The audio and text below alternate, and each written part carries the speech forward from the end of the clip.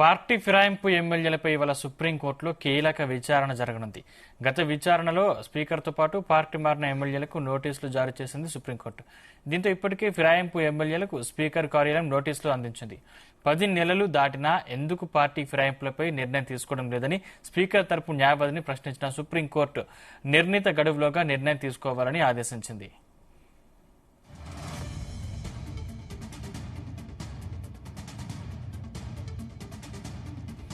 అంశానికి సంబంధించిన మరిన్ని పూర్తి డీటెయిల్స్ మా బ్యూరో చీఫ్ నరేందర్ అందిస్తారు. నరేందర్. సందీప్, సుప్రీంకోర్టులో ఈరోజు విచారణకు వస్తున్నాయి. ఎందుకంటే ఇష్యూ పార్టీ ఫిరాయింపులకు సంబంధించినటువంటి ఎమ్మెల్యేల కేసుకు సంబంధించి గడిచిన 10-12 నెలలుగా కూడా బీఆర్ఎస్ పార్టీ ఫైట్ చేస్తూ వస్తుంది. ఈరోజు చాలా కీలకమైనటువంటి పరిణామంగా మనం చూడాల్సిన అవసరం ఉంది.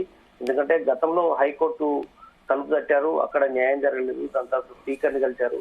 స్పీకర్ కలిసిన తర్వాత కూడా ఆయన కొంత లేట్ చేస్తున్న సమయంలో ఇక్కడ కూడా న్యాయం జరగదన్న ఉద్దేశంతో సుప్రీంకోర్టుకు వెళ్ళినటువంటి పరిస్థితి. సుప్రీంకోర్టు పలు దఫాలుగా హెచ్చరికలు కూడా జారీ చేసింది. అటు స్పీకర్ కావచ్చు, అదే సమయంలో హైకోర్టు కూడా చెప్పడం జరిగింది మీరు ఎందుకు ఆలస్యం చేస్తున్నారు అని.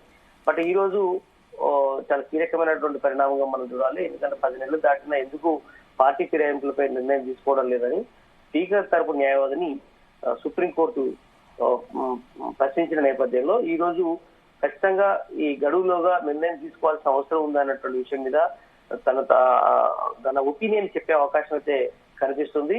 రీసెంట్ గా ఈ రోజు 25వ తేదీలోగా గతంలో చెప్పడం జరిగింది, ఖచ్చితంగా మీ అఫిడవిట్ ని దాఖలు చేయాలి. మీరు పార్టీ మారారా, పార్టీ మారకుంటే ఎలాంటి ఎవిడెన్స్ మీ దగ్గర ఉంది అని చెప్పిన నేపథ్యంలో గూడెం మైపాల్ రెడ్డి కావచ్చు, పలువురు ఎమ్మెల్యేలు సుప్రీంకోర్టులో దీనికి సంబంధించినటువంటి ఫిరాయించినటువంటి ఎమ్మెల్యేలు ఎవరైతే ఉన్నారో వాళ్ళు అఫిడవిట్ దాఖలు చేశారు. రీసెంట్ గా ఆయన దానికి సమాధానం ఇస్తూ నేను ఎక్కడ కూడా పార్టీ మారలేదు, 3 సార్లు గెలిచిన ఉద్దేశంతోనే జస్ట్ బ్లెస్సింగ్స్ తీసుకోవడం కోసం మాత్రమే నేను ముఖ్యమంత్రి రేవంత్ రెడ్డి దగ్గరికి వెళ్ళాను తప్ప అందులో ఎలాంటి ఉద్దేశం లేదని కూడా చెప్పడం జరిగింది. అదే సమయంలో ఆయన ఇంకా కేసీఆర్ ఫోటో కూడా తన ఇంట్లో పెట్టుకోవడం జరిగింది. అది కూడా ఆయన ఎవిడెన్స్ గా చెప్పడం జరుగుతోంది.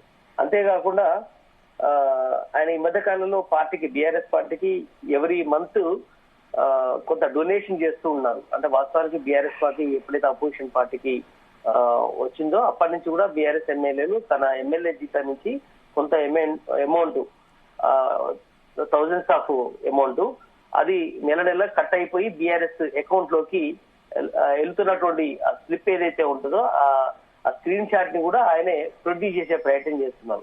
అంటే ఇవన్నీ కూడా నేను ఇంకా బీఆర్ఎస్ పార్టీలో ఉన్నానని చెప్పడం కోసం గూడెం మైపాల్ రెడ్డి కావచ్చు, దాన నాగేందర్ కావచ్చు, ఇట్లా వాళ్ళు చెప్తున్నటువంటి పరిస్థితి మనం చూస్తున్నాం. కానీ సుప్రీంకోర్టు మాత్రం ఇవన్నిటిని కన్సిడర్ చేస్తుందా లేదా అనేది మనం చూడాల్సిన అవసరం ఉంది. ఎందుకంటే వాస్తవానికి వాళ్ళు ఇప్పుడు అసెంబ్లీ సమావేశాలు నడుస్తున్నాయి. అసెంబ్లీ సమావేశాల్లో వాళ్ళు ఎక్కడ బీఆర్ఎస్ పక్కన కూర్చోవడం లేదు. పూర్తిగా వాళ్ళు అసెంబ్లీ సమావేశం హాల్లో వెనక సైడ్ చివరగా కూర్చుంటున్నటువంటి పరిస్థితి. అట్లని చెప్పి కాంగ్రెస్ పార్టీ దగ్గర కూర్చోవడం లేదు, బీఆర్ఎస్ పార్టీకి వాళ్ళ సీట్లు ఆనుకొని కూర్చోవడం లేదు. కనుక వాళ్ళు దూరంగా కూర్చుంటున్నటువంటి నేపథ్యంలో ఇవన్నీ కూడా కన్సిడర్ చేసే అవకాశం అయితే కనిపిస్తుంది. కండువలు కూడా ఎక్కడ బీఆర్ఎస్ కండువ కప్పుకోవట్లేదు, కాంగ్రెస్ కండువ కూడా కప్పుకోవట్లేదు. అట్లని చెప్పి వాళ్ళు బయటికి మాత్రం చెప్పడం జరుగుతుంది మేము ఇంకా కూడా బీఆర్ఎస్ పార్టీలో ఉన్నామని. ఈ లీగల్ గా టెక్నికల్ గా తప్పించుకునేందుకు వాళ్ళు ఈ రకంగా మాట్లాడుతున్నట్టుగా అర్థమవుతుంది. దీని మీద బీఆర్ఎస్ నేతలు ఏమంటున్నారు?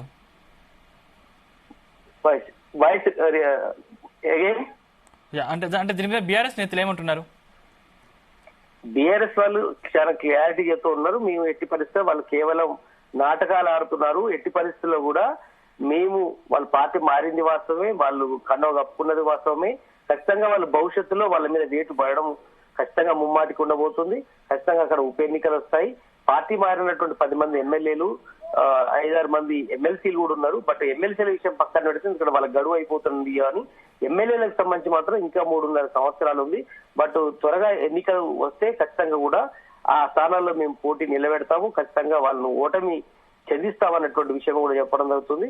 గతంలో వివిధ రాష్ట్రాల్లో హైకోర్టు ఇచ్చినటువంటి తీర్పులను ఉటంకిస్తూ కూడా సుప్రీంకోర్టుకు చెప్తున్నటువంటి పరిస్థితి ఉంది. ఇప్పటికే బీఆర్ఎస్ లీగల్ టీం కూడా ఇదే విషయాన్ని సుప్రీంకోర్టుకు చెప్పింది, హైకోర్టు కూడా చెప్తున్నటువంటి పరిస్థితి ఉంది. బట్ అఫిడవిట్ లో మాత్రం వాళ్ళు ఈ రకంగా మేము పార్టీ మారలేదనేటువంటి ఉద్దేశంతో వాళ్ళు చెప్పడం జరుగుతుంది. బట్ ఏదైనప్పుడు కూడా వాళ్ళకి ఎదురు దెబ్బ కలిగే అవకాశం అయితే చాలా క్లియర్ కట్ గా కనిపిస్తుంది. అనర్హత పిటిషన్ పై ఇప్పటికే వాదనలు పూర్తయిన నేపథ్యంలో దీని మీద సుప్రీంకోర్టు ఈ రోజు చెప్పేటువంటి ఎలాంటి చెప్పడం జరుగుతుంది అనేది మనం చూడాల్సిన అవసరం ఉంది. Right, thank you Narender.